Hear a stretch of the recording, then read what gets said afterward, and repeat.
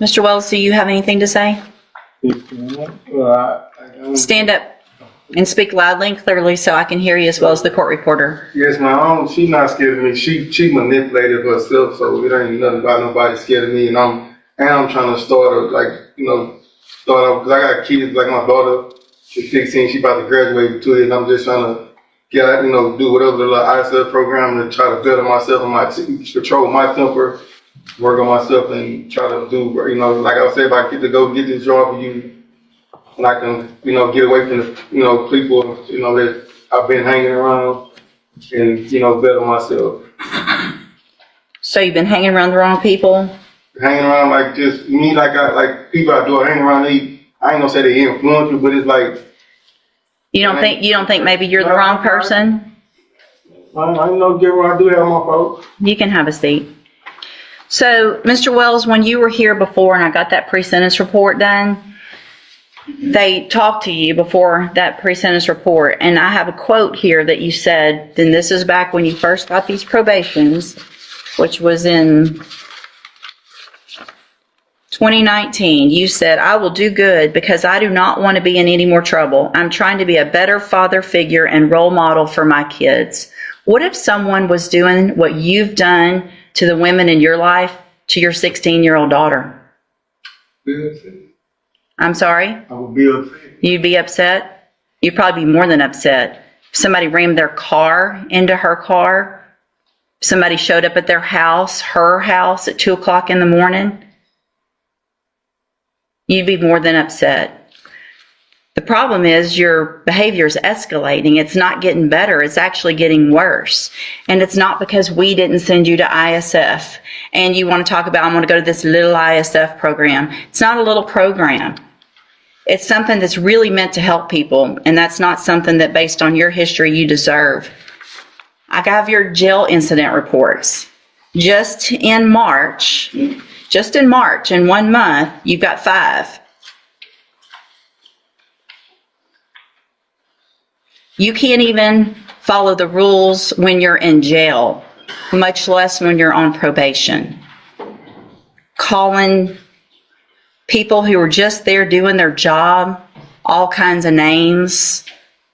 What, you don't think that's true? I don't know how they treat us. They come here and they talk to us any kind of way.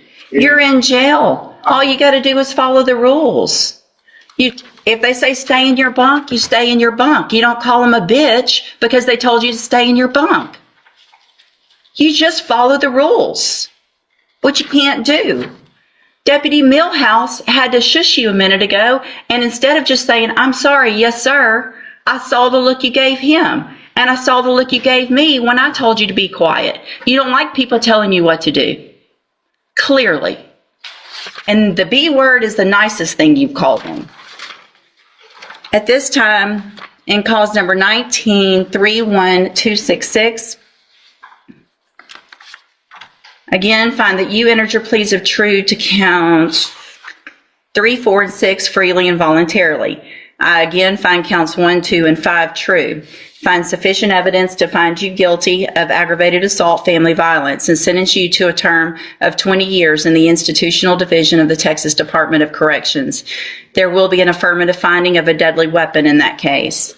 In cause number 19-31267, I'm also going to find that you pled true to counts 3, 4, and 6 freely and voluntarily. Find counts 1, 2, and 5 true. Find sufficient evidence to find you guilty, and at this time find you guilty of aggravated assault. Sentence you to a term of 20 years in the institutional division of the Texas Department of Corrections. You will receive credit, and there's an affirmative finding of a deadly weapon in that case as well. You will receive credit on these sentences for any time that you've been in custody that the law gives you the right to receive. They will run concurrently, which means together at the same time.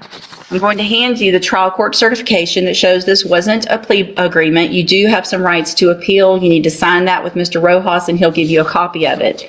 I'm also handing you a written admonishment regarding your ineligibility to possess a firearm or ammunition. Because of the judgment entered against you in each case, you're ineligible under Texas law to possess a firearm or ammunition. Possession of a firearm or ammunition could lead to charges against you. Firearm is a legal term, and you should read the written admonishment I provide you to see what devices qualify as a firearm. If you have questions about the laws that make you ineligible to possess a firearm or ammunition, or about how long that lasts, you can talk to Mr. Rojas. You can sign that and then go back with the bailiff. Comment your opinion, like the video, and subscribe for more real courtroom moments.